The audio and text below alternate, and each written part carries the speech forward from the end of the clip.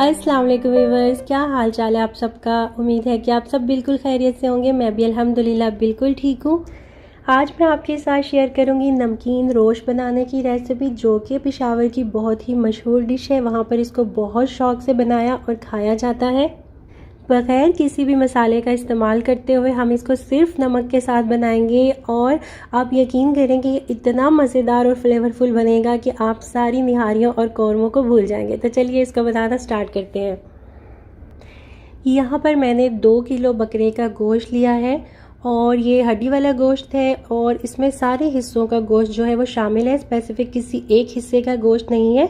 आप इसको बीफ के साथ भी बना सकते हैं। हमारे घर में ज़्यादा मटन शौक़ से खाया जाता है, तो मैं इसको मटन के साथ बना रही हूँ। गोश्त को मैंने इस तरह से दरमियाने साइज़ के पीसेस में कट कर लिया है। बहुत ज़्यादा छोटा साइज़ हमने बोटियों का नहीं रखना। और इस रेसिपी में चर्बी का इस्तेमाल भी होता है, लेकिन मैं इसके अंदर अलग से चर्बी इस्तेमाल नहीं कर रही हूँ। जो इन बोटियों के साथ है, इस गोश्त के साथ है, बस वही मैं इस रेसिपी के अंदर यूज़ करूँगी। आप अगर चाहें तो अलग से आप इसके अंदर चर्बी का इस्तेमाल कर सकते हैं, अगर आप पसंद करते हो तो।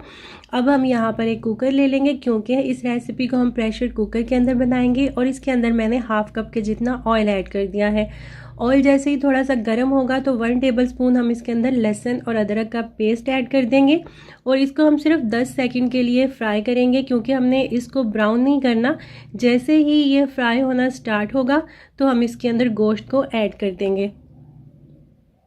लहसुन अदरक का पेस्ट यहाँ पे फ्राई होने लग गया था, तो अब हम इसके अंदर गोश्त को ऐड कर देंगे।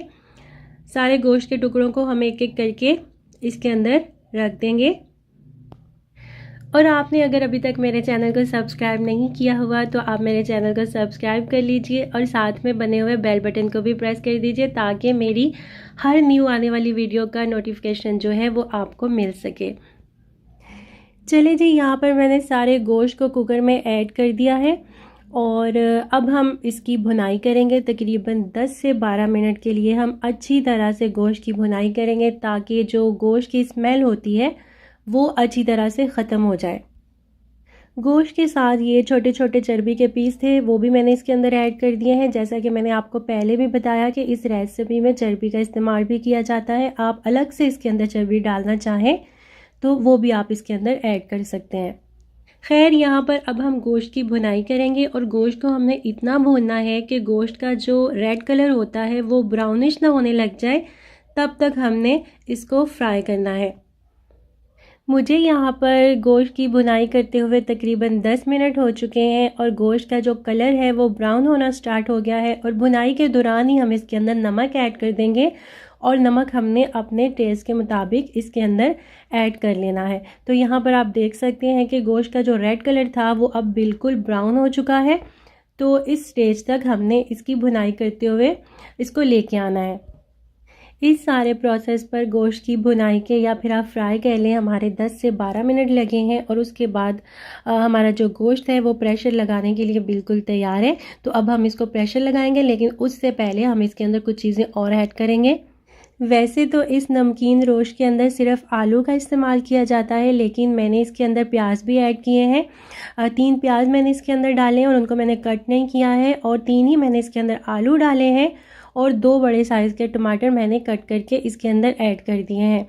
और साथ ही मैं इसके अंदर डालूँगी 4 लहसुन के जवे। अगर आप यहाँ पर लहसुन ऐड नहीं करना चाहते तो आप पहले ही इसके अंदर 2 टेबलस्पून लहसुन और अदरक का पेस्ट ऐड कर दें। मैंने 1 टेबलस्पून ऐड किया था, क्योंकि मैंने यहाँ पर भी इसके अंदर लहसुन ऐड करना था। साथ ही मैंने 4 से 5 हरी मिर्चें और 1 टीस्पून मैंने इसके अंदर काली मिर्चों का पाउडर ऐड किया है, और ये ऑप्शनल है, आप चाहें तो काली मिर्चों को स्किप भी कर सकते हैं। अब यहाँ पर हमें चाहिए होगा 1 लेमन का जूस। मेरे पास बड़े साइज़ का लेमन था तो मैं हाफ़ इस्तेमाल कर रही हूँ।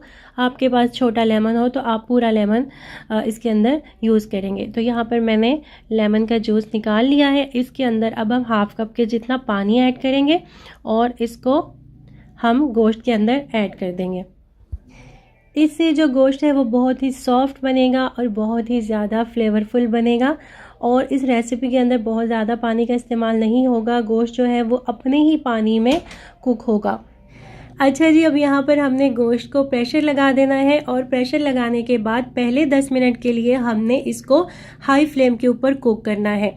और जब कुकर के अंदर स्टीम बन जाए और इसके ऊपर ये जो विसल होती है ये इस तरह से चलने लग जाए तो फिर हमने फ्लेम को बिल्कुल लो पे कर देना है और फ्लेम लो करके हमने 35 से 40 मिनट के लिए इसको कुक करना है। और फ्लेम को हमने बिल्कुल भी हाई नहीं रखना क्योंकि इसके अंदर हमने ज़्यादा पानी का इस्तेमाल नहीं किया, ये इसी स्टीम के अंदर पकेगा। अगर हम फ्लेम हाई कर देंगे तो गोश्त जो है वो नीचे लग सकता है, जल सकता है क्योंकि इसके अंदर पानी नहीं है। और ये चेक करें व्यूवर्स, 40 मिनट में हमारा मज़ेदार सा नमकीन रोस्ट जो है वो बिल्कुल तैयार हो चुका है। तो अब यहाँ पर मैं इसे डिश आउट करती हूँ और फिर मैं आपको दिखाती हूँ इसका फाइनल लुक। माशाल्लाह से बहुत ही मज़ेदार ये नमकीन रोस्ट जो है वो तैयार हुआ था। हमें कभी कभी अपने रूटीन के खानों से हटकर कुछ अलग भी ट्राई करना चाहिए और अपने प्यारे मुल्क के सारे इलाकों के जो ख़ास पकवान हैं उनको अपने मेन्यू में शामिल करते रहना चाहिए। और दस्तरखान पे अलग अलग तरह के खाने देख के आपके घर वाले भी खुश होंगे और जब आपके घर वाले खुश होंगे तो डेफिनेटली आप भी खुश हो जाएंगे। चले जी, बातों बातों में यहाँ पर मैंने हमारा जो रोस्ट था उसको डिश आउट कर लिया है और आप इसकी शक्ल देखें कितनी प्यारी लग रही है। और गोश्त जो है वो बहुत अच्छी तरह से टेंडर हो चुका है, बहुत अच्छी तरह से गल चुका है। तो यहाँ पर अभी मैं आपको चेक भी करवाती हूँ। अब बहुत ज़्यादा गर्म है ये, लेकिन आप देखें बहुत अच्छी तरह से ये गल चुका है। गोश्त का अपना एक फ्लेवर होता है और जब हम उसके अंदर इतने ज़्यादा मसाले डाल देते हैं तो हमें वो जो रेसिपी हम बनाते हैं उसमें हमें सिर्फ मसालों के टेस्ट आ रहे होते हैं और जो गोश्त का अपना टेस्ट होता है ना वो बिल्कुल ख़त्म हो जाता है। तो जब हम इस रेसिपी को बनाते हैं सिर्फ नमक के साथ तो गोश्त का जो अपना फ्लेवर होता है, उसका अपना जो एक जायका होता है वो निकल कर आता है। और यहाँ पर अब हम आलू को भी चेक कर लेते हैं। ये देखें, ये आलू भी कितनी अच्छी तरह से गल चुका है। तो खैर ये तो थी मेरी आज की रेसिपी। अगर आपको अच्छी लगी हो तो मेरी वीडियो को लाइक ज़रूर कर दीजिएगा और अगर आप मेरे चैनल पर न्यू हैं तो मेरे चैनल को सब्सक्राइब करना मत भूलिएगा। वीडियो को अपने फ्रेंड्स और फैमिली के साथ भी शेयर कीजिएगा। इंशाल्लाह फिर मिलेंगे, तब तक के लिए अल्लाह हाफिज़।